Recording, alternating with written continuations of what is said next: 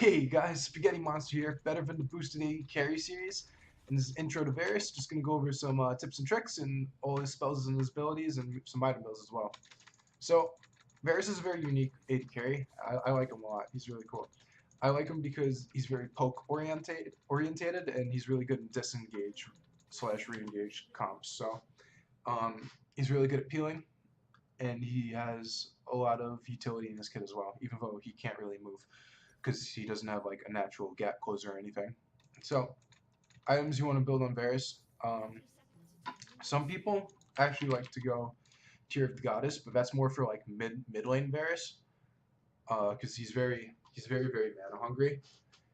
So whenever I'm playing AD carry and I'm playing Varus, I don't necessarily like going for Tear of the Goddess. Instead, sometimes I'll buy a Essence Reaver. Essence Reaver is really good because you get some mana back. Critical strikes restore 3% of your maximum mana pool. So that's really nice. Every time you crit, you get 3% of mana back. So I like to go like Essence Reaver. Static Shift's pretty good, but sometimes I like to go Runons instead. You know, just make sure you get one of the Zeal items. That's not Rapid Fire Cannon. I don't think Rapid Fire does him justice because you have your Q spell and it just doesn't make sense to have rapid fire. I would choose between Runons and Static Shift. And then I like to get Infinity Edge and Bloodthirster and Last Whisper. You only want like one attack speed item and then attack speed boots and then that's it. Because the rest you just want raw AD pretty much.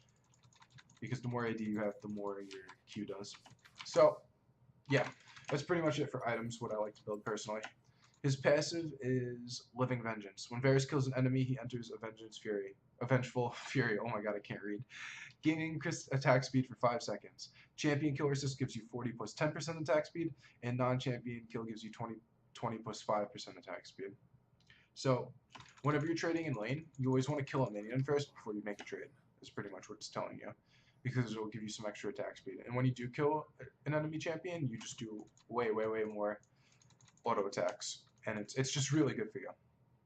When I'm laning with Varus, I like to either start with my Hail of Arrows or my Piercing Arrow, but for just this purpose, I'll show you the Q first.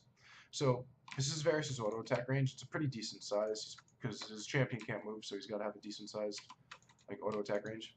So proccing the passive right here, you can see it going off, and you could just keep procking it if you want. 1, 2, right? Gives him some attack speed.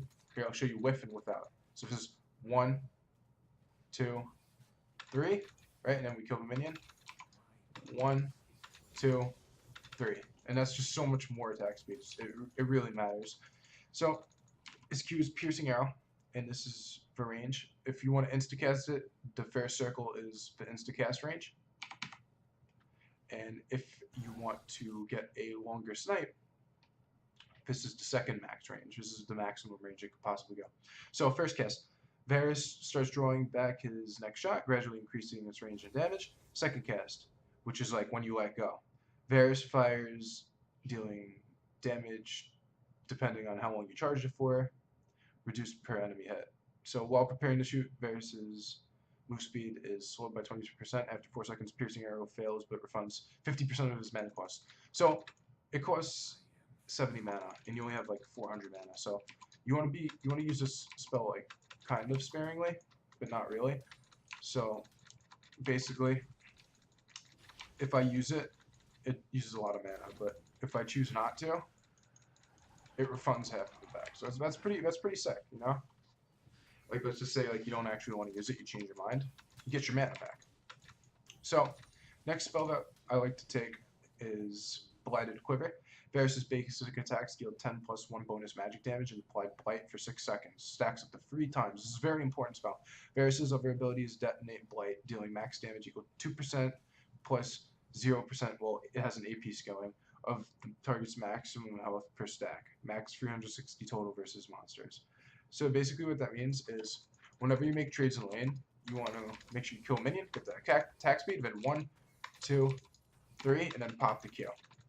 It makes a really big difference when you use either your Q or your E to pop them if you don't have it stacked. So let's just try it on Scuttle Crab really quick. So this is a maximum damage Q right here. without any stacks. And you can clearly see that did about 100 damage to Scuttle, so we're gonna let Scuttle regen. But if we get the blight stacks off, just waiting for my Q cooldown to come back up. So 1, 2, 3, we're about 600 HP, max stack, and that does about 132 damage. So yeah, it does a lot more damage. It's really important to make sure your passive is stacked. It also works with your E, Hail of Arrows.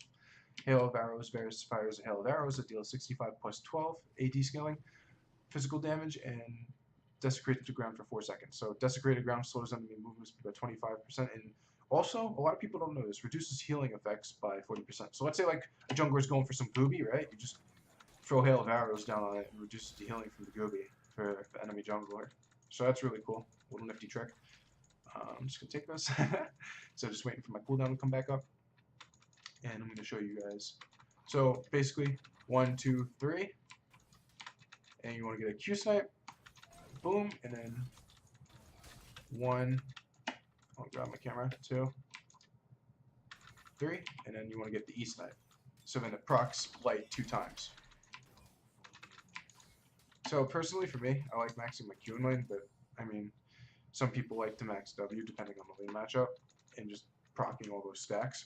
But I like going for, I'm more of like a sniper guy, so I like to like snipe people. And it goes through all these minions, you know.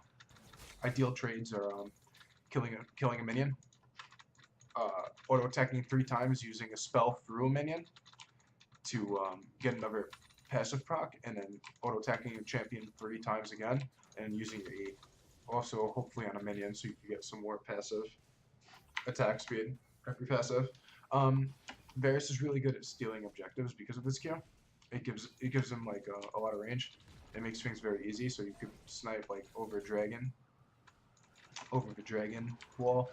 You could snipe blue buff. You could snipe Baron, and in that sense, he's very awesome to play. I'm actually probably gonna play some more Varus because I've been enjoying this champion lately. So it's really nice. And yeah, that circle's pretty good. It's good. It's a good slow for like skill shots with blitz. He does really good with like Sona.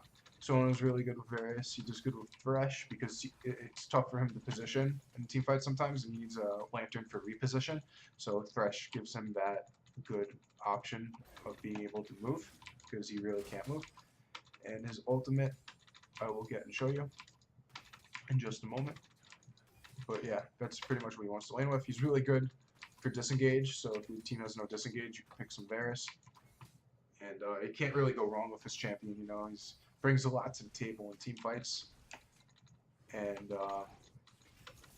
it's hard to zone him out because of his Q.